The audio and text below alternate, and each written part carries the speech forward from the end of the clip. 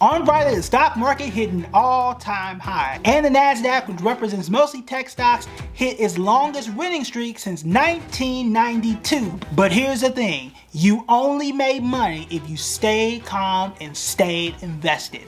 So what are smart investors doing right now, and how did they stay calm during all of this chaos?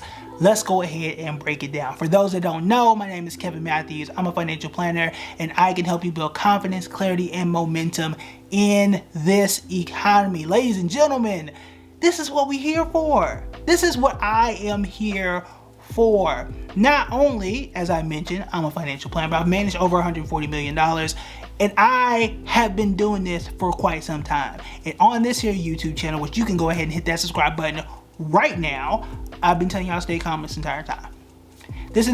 So I'm going to tell you exactly how investors have been staying calm, what I have been telling my clients, and why I had no clients panic this entire time. Not a one.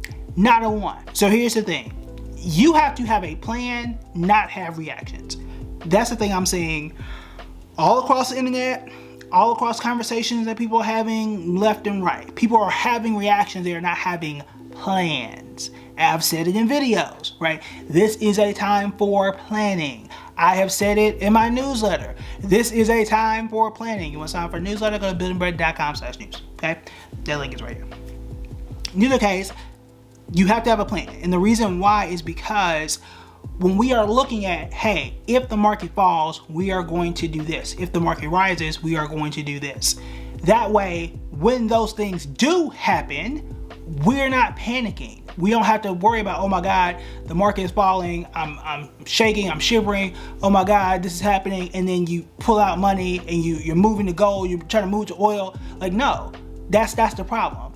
And for example, on Friday, when I think oil fell like 10% that day, that is the problem with reacting. Because what did I tell y'all when I did that oil video a few months back? I said, hey, I'm not sure if I'm gonna jump and go into oil, because you just would have lost some money just a second ago, right? If you had jumped into options or something crazy, I said it's too volatile. You are reacting to what has happened instead of having a plan in advance. That is the point. Knowing, hey, here is the plan. I'm not adjusting my portfolio until X date. Here is how my portfolio is organized. I have 90% here, 10% here. If contingency A doesn't work, then we're going to plan B, C, and D. Have a plan instead of just, oh my God, something happened, panic, go look at the news and see what, I don't need to do all that. I don't need to do all that. That doesn't make sense. That does not work. That is how you lose money. That is how you get hurt every single time in the market. People who have been subscribing and watching this channel all since 2020 and beyond, because I haven't been here since 2010, right? I haven't been in the personal finance space since 2010. We know the game, and the game is having a plan. And that's just the first one, all right? The next one is understanding and seeing the market in layers. You have to see it in layers, because what too many people see is just either A, the market as a whole, or B, just the individual stocks. But in reality, what you should be seeing is the market in layers. And when I say layers, I'm really talking about sectors.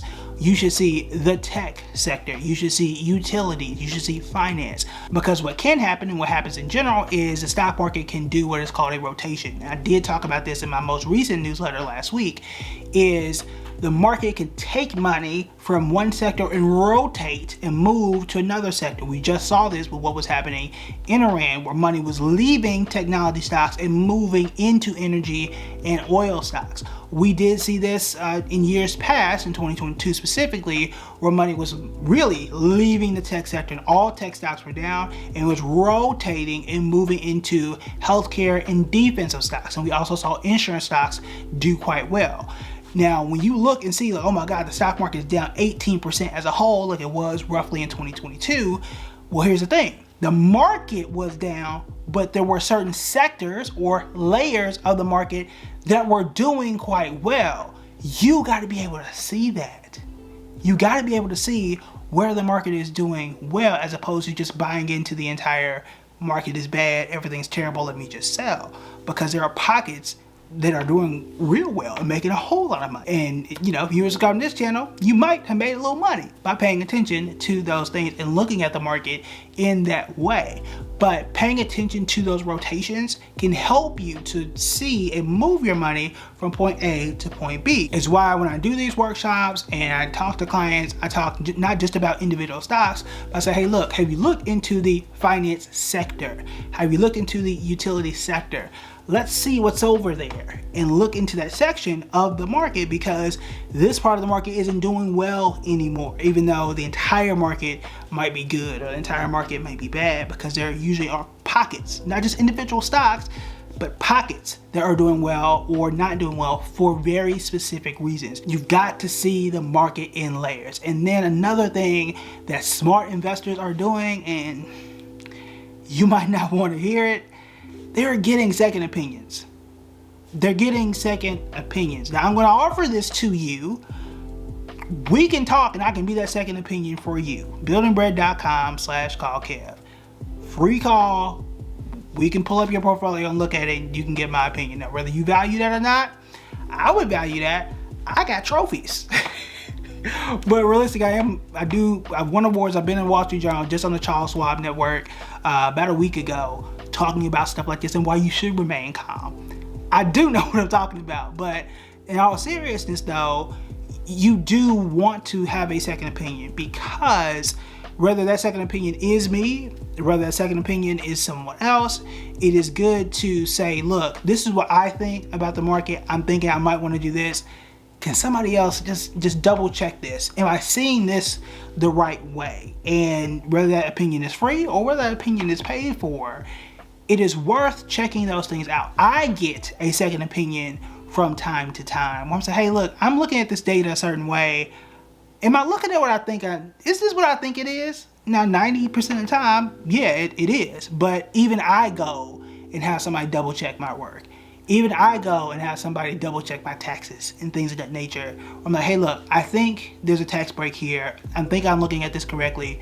Go through and just double check this, right? So even I get a second opinion from time to time. If you are a solo investor, it might make sense to have somebody just double check and say, hey, yeah, you've got this invested correctly. Or, hey, have you checked out how the South Korean stock market is doing? Have you checked out some of these utility stocks? Have you checked out some of these finance stocks? Have you seen how well some of these regional banks are doing? Or are there some things that you just may not be aware of at all? And then lastly, if you do have everything good, isn't it just better to have a second opinion validate what you are doing, just so that you know everybody is good? It might be worth it, especially if that call is free. So I'm just throwing it out there as well. But that is what smart investors are doing right now. You want to see other moves that smart investors are making, then you want to check out this video right here.